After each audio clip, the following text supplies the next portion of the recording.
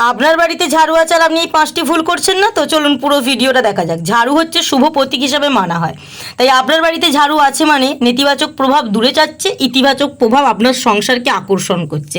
এটি মা লক্ষ্মীর প্রতীক হিসাবে গণ্য করা হয়, তাই যা সম্পদ এবং সৌভাগ্যকে আপনার দিকে আকর্ষণ করে।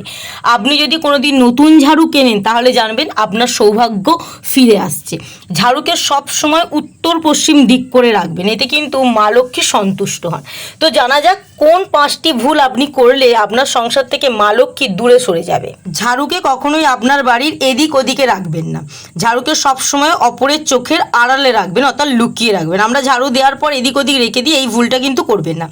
ঝাড়ুতে কোনোদিন পা দেবেন না, এতে মা লক্ষ্মী অসন্তুষ্ট হন, কিন্তু আপনার বাড়িতে তাহলে মা লক্ষ্মী বিরাজ করবে না, তাই ঝাড়ুতে কখনোই পা দেবেন না। ঝাড়ুকে কোনো দিন দাঁড় করিয়ে রাখবেন এইভাবে। ঝাড়ুকে সবসময় কিভাবে রাখবেন, এরকম করে শুইয়ে রাখবেন। ঝাড়ুকে শুইয়ে রাখাই কিন্তু নিয়ম, এতে কিন্তু মা লক্ষ্মী সন্তুষ্ট হন। সন্ধেবেলা এবং রাত্রিবেলা কখনো আপনি আপনার বাড়িতে ঝাড়ু দেবেন না। আর শনিবার দিন অথবা অমাবস্যার দিনই ঝাড়ু আপনি আপনার বাড়িতে কিনে আনবেন, অন্য কোনো দিন কিন্তু আপনি আপনার বাড়িতে ঝাড়ু কিনে আনবেন না। তো কেমন লাগলো ভিডিওটা কমেন্টে জানাবেন। ভালো লাগলে ভিডিওটা অবশ্যই শেয়ার দেবেন এবং একটা লাইক করে দিয়ে যাবেন।